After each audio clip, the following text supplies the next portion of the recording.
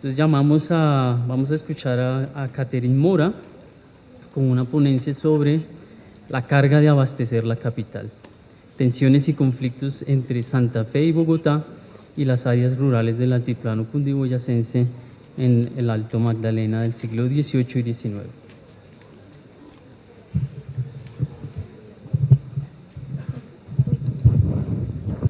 Buenas tardes, muchas gracias por su asistencia y también a Juan David Delgado por la invitación. Mi presentación también tiene el mismo problema, la definición de qué es rural y qué es urbano. Y más en un momento en que esas categorías no las podemos traslapar así como así, sin ninguna precaución.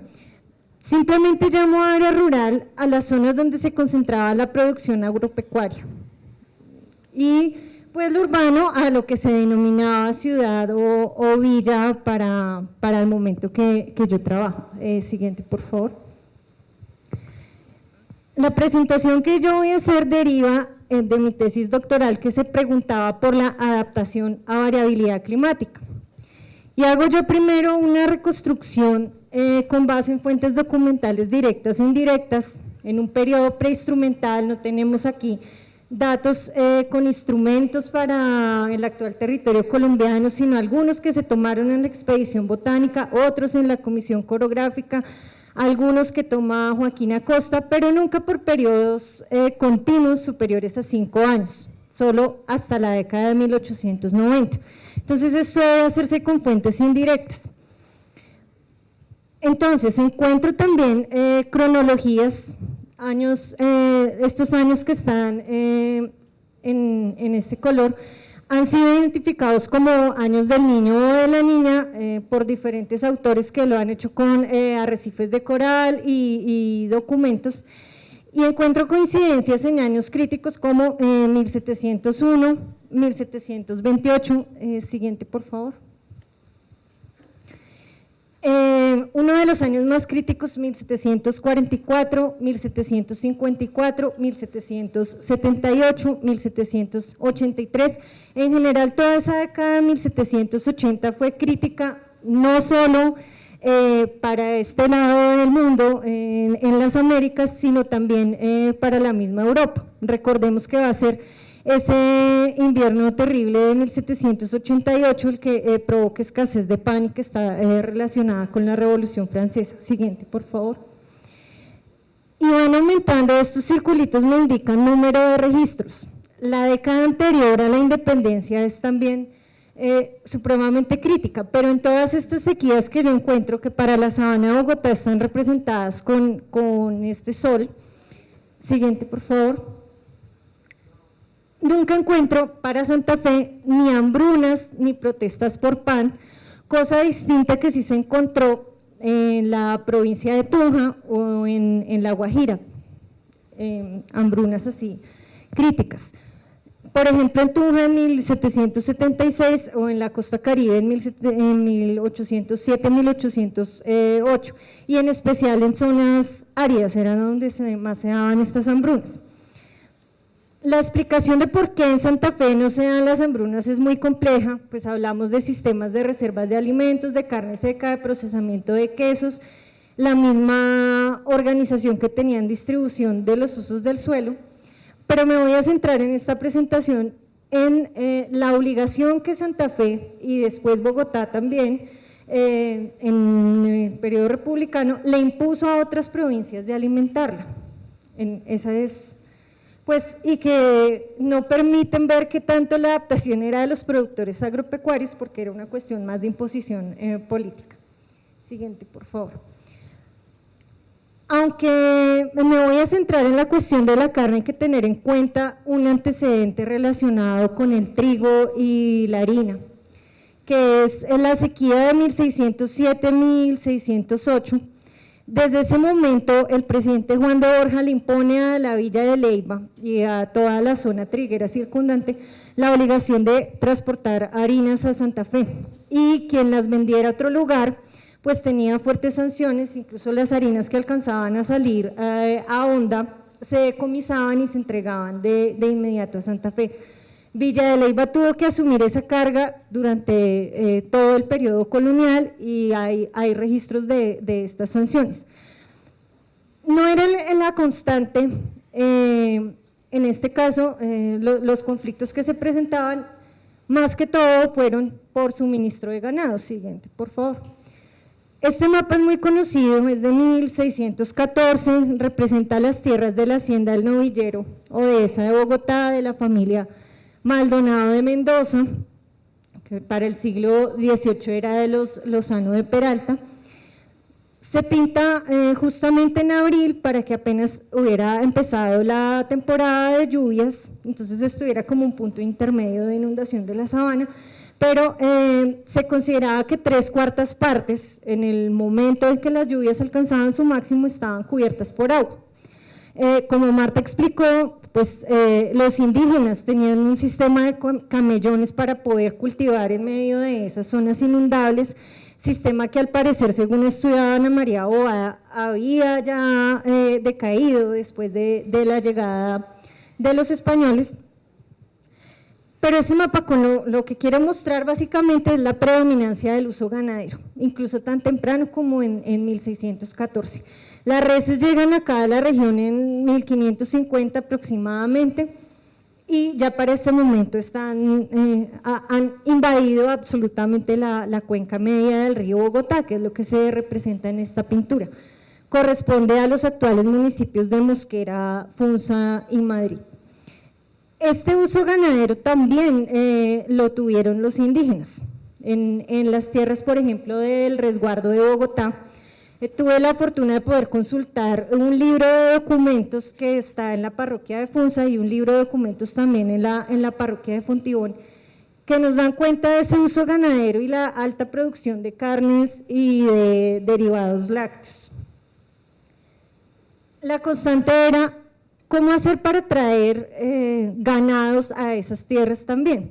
Entonces, desde 1694, otra sequía también severa, se impone la obligación a la provincia de Neiva, y que incluía también las poblaciones de Timaná y La Plata, pues las tierras ganaderas del Alto Magdalena, de abastecer de ganados a la sabana de Bogotá.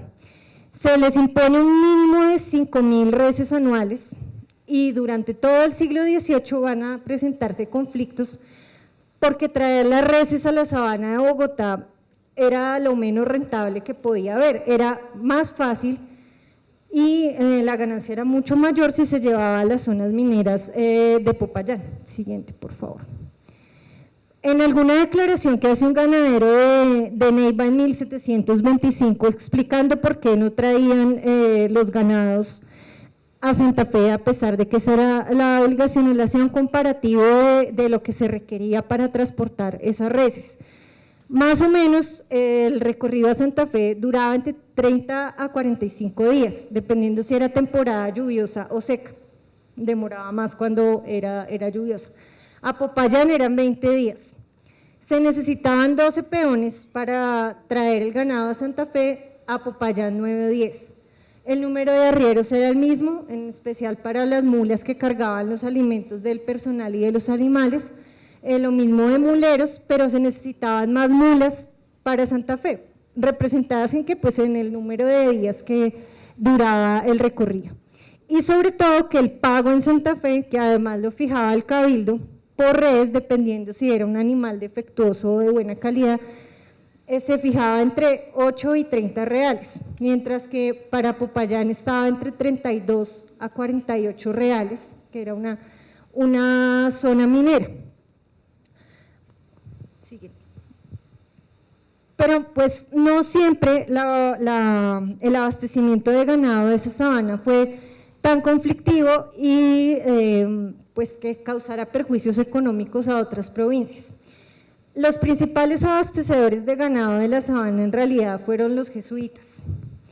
Y ya voy a entrar a esto de clima que se está discutiendo, pero todo ese sistema productivo que ellos tenían con sus haciendas de Doima, de Villavieja, en San Martín de los Llanos, les permitía abastecer a Santa Fe de este ganado. y era algo que estaba prohibido, incluso por las leyes de Indias, que las órdenes religiosas participaran en el abasto de las ciudades. Pero ante la escasez en determinados momentos, por ejemplo en estas sequías de 1754, ya casi faltando unos pocos años para la expulsión, son ellos los que se adueñan de ese abasto. No incurren en las pérdidas económicas que sí van a incurrir los ganaderos de Neiva, porque es todo un sistema productivo integrado. Tienen además, después algunos viajeros se lamentarán de esto, y sobre todo viajeros tratando de rescatar esa herencia hispánica y católica. Tienen además todo un sistema de engorde por estaciones en zonas templadas y zonas frías para que el ganado se recuperara y no pesara poco en la carnicería de Santa Fe. Son ellos los que se van a encargar hasta su expulsión en 1767. Siguiente, por favor. Siguiente. Ahí. Las rutas para traer, independiente de quién fuera el abastecedor de sus ganados, para traer el ganado hacia Santa Fe. La principal era una ruta occidental, la que venía de la provincia de Neiva, de La Plata, Timaná, Neiva, Villavieja y Natagaima, y seguía el tramo, el mismo que hoy tiene la carretera, o sea, igual que los pueblos conservan sus nombres, las carreteras también pues conservan el trazado de antiguos caminos. El ramal principal, y donde además estaban las principales haciendas que podían ilegalmente, pero lo hacían, cobrar derechos de pontazgo y peajes y eso por el paso, estaban en la vía Espinal, Ambalema, Honda, Guaduas, Villeta, La Vega y Bogotá, que hoy se llama Funza. Y un ramal secundario que era Espinal, Flandes, Tocaima, La Mesa, Tena, Bogotá, hoy Funza. O sea, siempre pasaban por esa zona de Bogotá, donde además estaba la hacienda del novillero. Y había también una ruta oriental que era utilizada principalmente por los jesuitas desde sus haciendas en los llanos, que iba de Gramalote, hoy Villavicencio, Quetame, Caque, Zafomeque y Chuachín, y otra por Acacías, subiendo al páramo de Sumapaz, Pasca, Chipaque y Chuachí, que era además la vía más accidentada en el momento.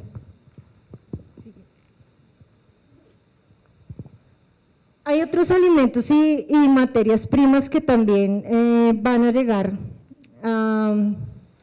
a Santa Fe, después Bogotá. Ahí tenemos representado al ollero de Tocancipá por Ramón Torres Méndez, y que nos puede dar una idea del peso que para una persona, o sea, no solo para una sociedad, una provincia, sino para una persona implicaba llevar alimentos, materias primas y bienes terminados a la ciudad. Hay esto que preguntaban de los pisos térmicos o bioclimáticos o microclimas de altitud. Hay toda una relación entre altitudes, que no es que estemos copiando el modelo de Murra para los incas, no se trata de esto, sino que tanto los indígenas como los mestizos, como los españoles que se instalan, ven las ventajas de producir en diferentes altitudes, diferentes temperaturas, niveles de humedad. Y hay varios sistemas por los cuales se hace. Uno es la gran extensión de las haciendas. Hay haciendas que van a tener tierras en páramo y en pisos templado y cálido. Es el caso, por ejemplo, de la hacienda de Yerbabuena, que perteneció a José Manuel Marroquín, y él a la vez era descendiente del fiscal Moreno y Escandón. Hay también casos en que los indígenas tuvieron en algún momento, o ellos reportan como sus ancestros, caso de Osa y Zipacón, que también ha estudiado la profesora Marta, tierras en zonas cálidas que hoy pertenecen a San Antonio del Tequendama y zonas templadas. Y pues el lógico que es por el comercio. Entonces en la zona cálida, sobre todo llanos orientales, Neiva, nacen los novillos, y estos novillos se suben a tierra fría con algún descanso en zonas templadas para poderlos engordar, y sobre todo para evitar infestación de parásitos que es el problema en zonas cálidas y por lo cual los traen a estas zonas frías. En la zona templada se produce también un descanso de ellos, se cultiva caña de azúcar, se obtiene guarapo, un maíz en un ciclo mucho más corto, de 4 o 5 meses, mientras que en piso frío puede durar 9 meses. El ganado se engorda y se sacrifica en piso frío, en la sabana, se envían cueros hacia otras regiones, carne seca. Y aquí también hay que tener en cuenta el uso del páramo, que es mucho más temprana esa explotación ganadera y papera en el páramo de lo que se ha pensado. El mismo Marroquín, pues más conocido por el problema de la pérdida de Panamá, pero es muy interesante la historia que él reconstruye de esa hacienda de Yerbabuena, cómo hay un tipo de ganado paramono que después se exterminó porque lo trataron de bajar del páramo para domesticarlo porque era un ganado cimarrón, y para que ese ganado se diera tenía que haber llegado ahí al páramo desde muy temprano, por lo menos desde el siglo XVIII, para que se diera un proceso de adaptación a esas tierras. También hay reportes de indígenas que extraen de allá frailejones para usarlos como almohadas, materia prima, chuzos, ramas de los páramos, y obviamente la caza, que era bastante intensiva también, sobre todo de venados. Sí, siguiente. Y en general, o sea, llamo como a la reflexión de esa visión de aislamiento que se ha tenido pues de ese periodo colonial, aunque esta fuente es del siglo XIX, todavía estamos hablando de un momento antes de la llegada del tren y cómo ellos tratan de rescatar estos viajeros de finales del XIX, prácticas que eran tradicionales, de esos llamados pueblos no civilizados, como José María Gutiérrez de Alba, en sus impresiones de un viaje a América, narra lo que se traía desde Honda. Me permito leer: como el tráfico comercial entre el puerto de Caracolí, la capital de la República, es el más importante de toda ella, empleándose en el transporte de mercancías como 5.000 mulas y más de 2.000 peones cargueros de ambos sexos, indígenas en su mayor parte. A cada paso encontrábamos numerosas recuas cargadas con los bultos menos delicados, mientras que los más frágiles eran conducidos en hombros de los indios, entre los cuales hay algunos que cargan con bultos enormes de un peso abrumador, como el de los olleros de Tocancipá que veíamos al principio, que en poco tiempo los inutilizan. De estos copiamos un hombre y una mujer que llevaban cajones voluminosos y un grupo de indios que conducían un piano y que encontramos en medio de un lodazal atollados hasta las rodillas. Ese es el indio carguero que reconstruye, y en la siguiente, por favor, los indios que traen el gran cargamento y se entierran en el lodazal. A esto que voy, que el flujo de mercancías, como por ejemplo ha reconstruido James Torres, el flujo de mercancías hacia Santa Fe desde muy temprano, como el siglo XVII, era de grandes distancias. Aquí se encuentran mercancías que vienen hasta del actual Chocó. O sea, no es que por no tener medios de transporte, aquí fuéramos economías de autosubsistencia. Y no es que por tener acceso a esos pisos térmicos nos pudiéramos autoabastecer de todo. La dependencia de la ciudad, pues del resto del territorio de la Nueva Granada fue muy grande y a muy largas extensiones. Siguiente. Aquí tenemos también otras imágenes, bueno, de Ramón Torres Méndez de nuevo, pero de las cargas que podían llevarse desde los pueblos vecinos, caso de los pollos de Chuachi y también el carbón, que nos da una idea que no por no tener trenes fueran aislados. Siguiente, por favor. Las tensiones, no ya de la comida, sino entre el agua y la tierra. Como les decía, 3/4 partes llegaron a estar inundadas de la sabana aún en el siglo XVIII. Llegan los viajeros y siguen viendo desde Monserrate grandes extensiones cubiertas por agua. pero lástima que no se ve muy bien la acuarela, es una acuarela de Joseph Brown que muestra acá en el fondo algunos humedales, aquí se ve un poco la silueta del indígena cazando patos, es una zona de cacería de patos. Hay una convivencia hasta el siglo XIX con el agua, y así lo representan, por ejemplo, autores como Cordovez Moura hasta finales del siglo XIX. El desbordamiento del río Bogotá es una bendición, no es una calamidad como en el día de hoy. Siguiente, por favor. Estas, por ejemplo, son imágenes de la ocurrencia de la Niña en noviembre de 2011 que arrasaron con las carreteras y los cultivos de flores en la sabana. Y esas dinámicas se dan porque la relación con el agua empieza a cambiar en el siglo XIX. Hay una conjugación aquí de factores. La llegada tardía, por ejemplo, acá de ideas fisiócratas. Entonces, es la agricultura la que nos va a dar el progreso, pero agricultura también entendida desde el español, no desde las traducciones que se hacían, que eran las actividades agropecuarias. Entonces, hay un esfuerzo por reemplazar la ganadería con agricultura.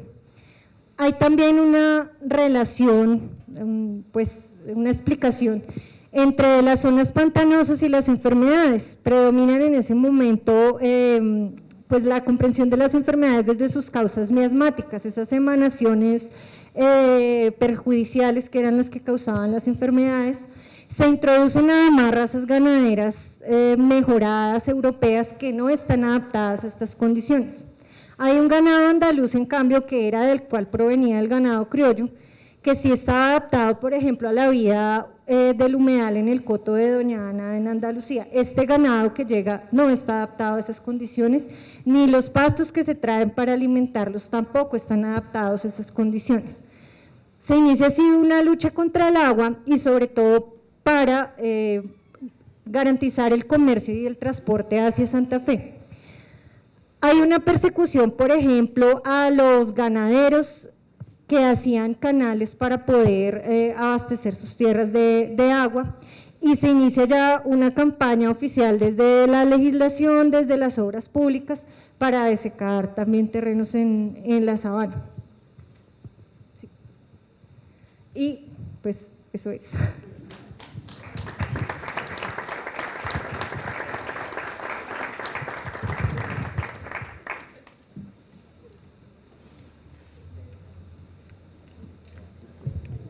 Muchas gracias, Catherine. Yo creo que viendo la situación de tiempo podríamos escuchar las dos siguientes charlas y después sí abrir el espacio para las preguntas. Entonces ahora invitamos a Amparo de Urbina, que va a exponer el impacto del Bogotazo en la actividad residencial y de servicios de alto rango en el centro histórico de Bogotá. ¿Me dices? Ustedes se dan cuenta, hay a veces unos saltos temporales, pero justamente lo interesante es ver cómo dialogamos en medio de esos saltos temporales. Hay posibilidad de entender procesos pues también de larga duración en esta relación de cómo se crea las relaciones campo-ciudad y la urbanización. Entonces, ahora vamos a escuchar una charla que habla de la situación, digamos, en Bogotá en un momento que es por todos conocidos como el Bogotazo. Entonces, gracias, Amparo. Buenas tardes a todos, muchísimas gracias por la invitación.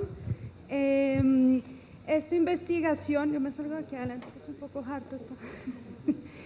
Bueno, esta investigación les voy a contar, me gusta contar el contexto un poquito porque me ayuda a ayudarlos a entender cómo por dónde fue que nos metimos. Resulta que cuando yo hice mi tesis de maestría, yo quería establecer la condición de centralidad que tenía el centro de Bogotá y quería ubicar, para hacerles corto el cuento, la actividad bancaria, quería saber dónde estaba, si estaba en el centro, si se salía, si se fugaba, para dónde, bueno. En ese momento, mi alternativa de fuente fueron los directorios telefónicos. Fue Fabio Zambrano quien dirigió mi tesis, trabajé con directorios telefónicos, eso se logró publicar. Luego se trabajó otro tema con actividades culturales, y un día, tomando un café con Fabio, me dijo que él había visto un libro en donde un judío que había sobrevivido a la Segunda Guerra Mundial había retornado a su ciudad de origen, y pues que parece que se había enloquecido y que había empezado a coleccionar los directorios telefónicos desde antes de la guerra, y que su labor fue empezar a hacerle seguimiento a todos sus vecinos a ver si todavía estaban viviendo en la ciudad donde él había retornado, y que si yo estaba lo suficientemente loca como para hacer eso en Bogotá. Y yo le dije que sí, que me parecía que sí, que yo lo lograba. Entonces nos ubicamos en el Bogotazo. Yo creo que todos lo conocen, el evento donde asesinaron a Jorge Eliezer Gaitán en el 48, que marca fuertemente la historia de la ciudad de Bogotá. Y nos ubicamos ahí porque consideramos que los eventos de ese asesinato eclipsan muchas cosas que de hecho estaban pasando en la ciudad y que quedan, o sea, que pasan como por debajo. Entonces nosotros lo que hicimos fue establecer un área de estudio para el centro, sin entrar en el debate de qué centro histórico o no, o el límite, identificar quiénes vivían en el centro antes del Bogotazo y buscarlos después del Bogotazo a ver dónde estaban. Y digamos al contrario, buscar quiénes estaban en el centro en el 56 y ver dónde estaban en el 46, a ver de dónde venían los que en el 56 vivían en el centro. Entonces, si quieres, pasamos. Entonces, un poco, pues, esa explicación que les acabo de dar, pues, que es, la historia de Bogotá está un poco marcada por ese evento, que es el Bogotazo, y nosotros consideramos que hay una serie de cambios físicos y sociales que son eclipsados por toda esta tensión que genera el asesinato de Jorge Eliezer Gaitán, y a partir de ahí quisimos generar una serie de modelos a partir de trabajo con directorios telefónicos. Se hizo una base de datos, nos demoramos unos 6 meses construyéndola con más de 26.000 registros para hacer el seguimiento a todas las actividades. Siguiente. Este plano me gusta mostrarlo mucho porque ilustra muy bien algo que dice April Nicet, y es como un poco el momento en que la ciudad pasa de ser compacta a lanzar digitaciones, como dice April Nicet, hacia las zonas por urbanizar. Aquí tienen lo que está resaltado en rojo, es 1894, 1910 ya empieza a generarse un proceso de expansión a lo largo de vías de comunicación importantes. Entonces, ¿qué tenemos cuando entramos al siglo XX? Tenemos una bonanza económica nacional que es producto de un impulso industrial, de una industria muy somera. Hay un impacto de la economía cafetera que se concentra, o que hay un auge en la economía cafetera cuyas rentas se concentran en Bogotá, y lo mismo pasa con la separación del Canal de Panamá, y esa plática pues llega a Bogotá. ¿Qué pasa con eso? Resulta que Bogotá se nos consolida como una ciudad de servicios, empieza la actividad bancaria, la banca de Bogotá, y eso genera un proceso de urbanización y una demanda de vivienda importante. Sí. Bogotá estaba, o lo que hoy conocemos como el centro, en medio de una serie de debates, porque primero estábamos rechazando lo que hoy reconocemos como patrimonio, sobre todo arquitectura colonial. Estamos ante todo el movimiento del CIAM, del Congreso Internacional de Arquitectura Moderna, que nos habla de una ciudad con circulación de aire, con luz sana, que es lo que no está pasando en el centro, que son vías angostas, hacinamiento. Tenemos la revista Proa, que está recién inaugurada, empieza a aparecer como en el 45, de donde salen unas editoriales muy fuertes contra contra la ciudad, que es lo que hoy conocemos como centro de Bogotá. Tenemos la ley de 1947, la ley 88, que trae a CERT y a Wiesner y a Le Corbusier a hacer todos esos planes maestros para Bogotá, y un evento supremamente importante que es la 9ª Conferencia Panamericana, en la que la ciudad se está preparando desde 1946, que efectivamente se hace en 1948, y que resulta en una serie de obras de embellecimiento como para tapar toda esta situación, digamos, que querían criticar o que se criticaba de la ciudad. Entonces tenemos un centro en donde se comparten actividades industriales incipientes, artesanales, pequeña industria y que coexiste con los usos residenciales y comerciales, vías angostas, problemas de higiene, hacinamiento. Para los 40 tenemos arriendo y subdivisión de viviendas. Uno de los efectos, digamos, más interesantes que tiene el Bogotazo, que eso lo podemos hablar más adelante, es que a partir del Bogotazo se generaron todos los regímenes de propiedad horizontal. Hasta antes del Bogotazo esto no existía y se hablaba de los dueños del aire, no había como una participación en la propiedad de la tierra. Entonces el tema de inquilinatos, digamos que yo compraba una pieza, pero yo no compraba un pedazo de tierra. Entonces cuando se quema lo que se quema durante el Bogotazo, mucha gente se queda en el aire. Bueno, es asesinado Jorge Eliezer Gaitán. Para muchos autores esto además marca un hito y un punto de partida de los nuevos conceptos urbanos para Bogotá. Pero nosotros consideramos que ese punto de partida no fue en el Bogotazo, fue un poco antes. Esta foto nos gusta mucho porque muestra los daños del Bogotazo, pero ustedes pueden ver aquí que ya se empieza a hacer construcción en altura. Entonces esto no viene del Bogotazo, esto se está dando desde antes. Aquí yo pongo una cita textual: la jungla de concreto, la de las ingentes moles de propiedad aérea horizontal, sin contacto alguno con el suelo, eso ya se estaba armando, eso no es nuevo. Bueno, esa investigación la financió el Instituto de Estudios Urbanos de la Universidad Nacional, la trabajamos con Fabio Zambrano, fue más o menos 2007-2008, un poquito más larga, porque para cuando conseguimos financiación ya habíamos avanzado un ratico en construcción de bases de datos. Sí. Como les comentaba, el Bogotazo es nuestro referente. Consideramos que aceleró ciertas dinámicas urbanas que se estaban dando, que se dan en un momento coyuntural, que es un contexto interesante, pero que eclipsa cosas que están pasando y que en un momento se nos van perdiendo en la historia.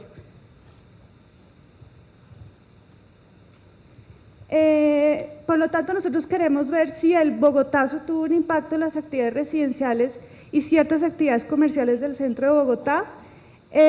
La temporalidad fue difícil, nosotros queríamos trabajar 1948-1958 más o menos, pero el lío de conseguir directorios telefónicos pues no estaba fácil.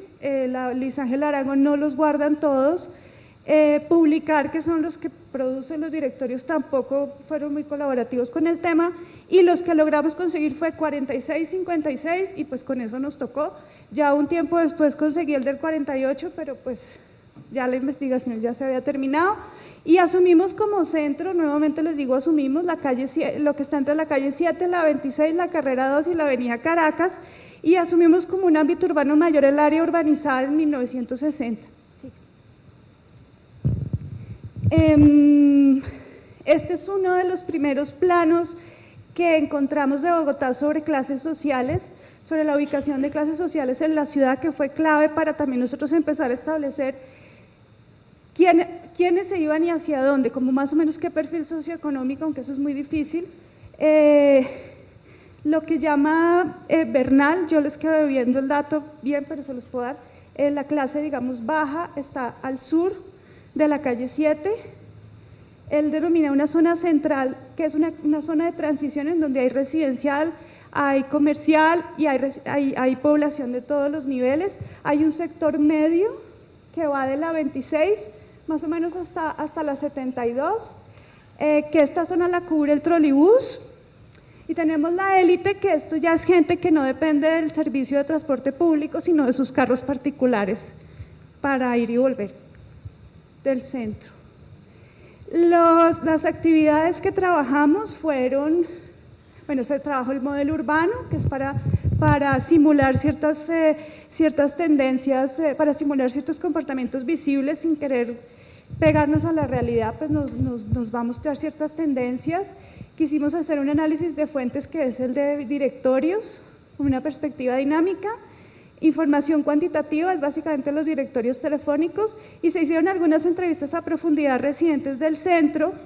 Eso fue difícil porque eran personas de más de 80 años que tuvieran como conciencia de que era lo que hubieran vivido en el centro, no tanto que nos narraran cómo habían matado a Gaitán. Nos interesaba era saber cómo era vivir en el centro y cómo era vivir fuera del centro. Siguiente. Esto es un poco más largo de explicar.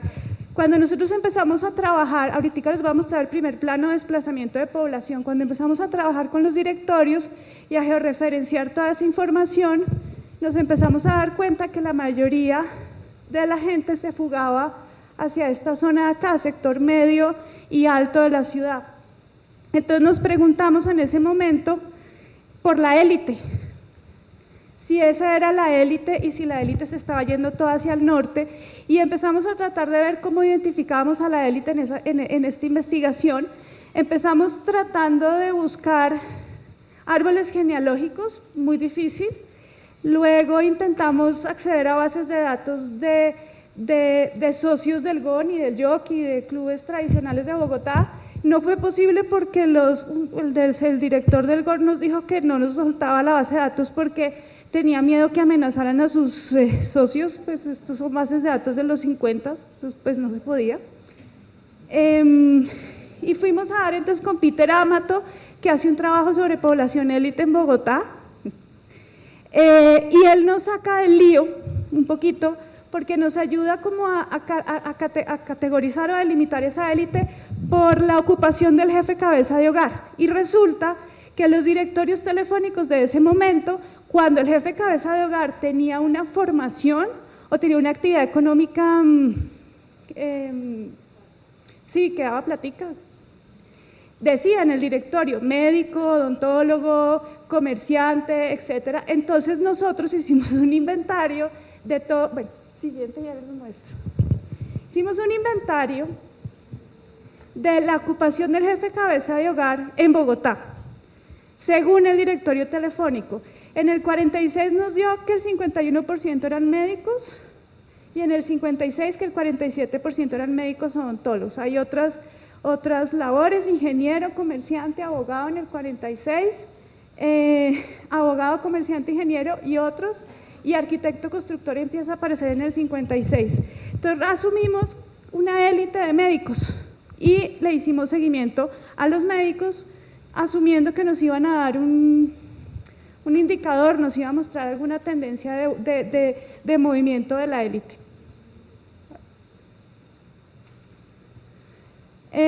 Síguele, los resultados más importantes. Síguele, si no, no alcanza. Bueno, el primer resultado es que hay una salida del centro. Esta gente que está aquí georreferenciada, en el 56 vivía en el centro en el 46. Entonces esto nos marca una tendencia muy fuerte hacia la zona media y media alta de la ciudad, recordándoles este planito de acá. Sí. Esta era la otra pregunta que yo les contaba, ¿de dónde viene la población que en el 56 vive en el centro? La población que en el 56 vive en el centro viene de unas zonas más del sur, pues mucha gente viene del norte, pero del occidente y del sur también tenemos gente, o sea que es una llegada de población más variada. Siguiente.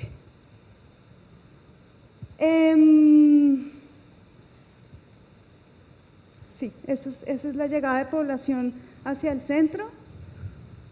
Siguiente.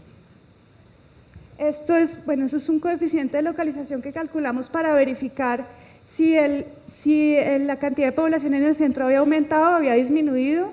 Encontramos que de hecho había aumentado. Siguiente. Luego esa fuga de población élite no afectó, o sea, hubo una fuga de población élite, pero no afectó la densidad en el centro, de hecho se aumentó.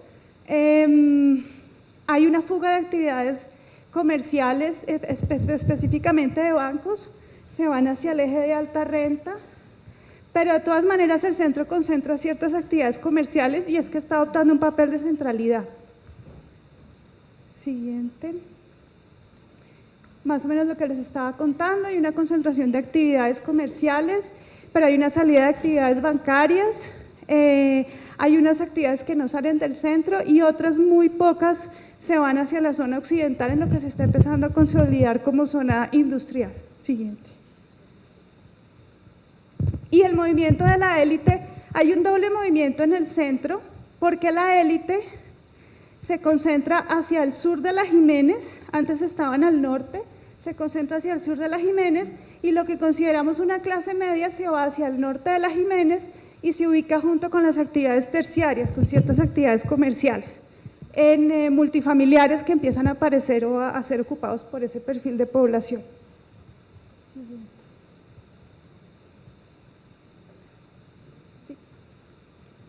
Eso es como algo que encontramos de la tendencia de concentración de población élite en el centro según varios autores. Segundo Bernal, que es el plano que les estaba mostrando de las clases sociales en Bogotá, identifica en los 30 esta zona para la élite, al sur de la Jiménez. Entre 1940 y 1945 Peter Amato nos ubica toda esta franja. En el 46 y en el 56, pues con esta investigación logramos determinar esto, entonces la élite retorna, pues según nuestras investigaciones, al sur de la Jiménez. Siguiente.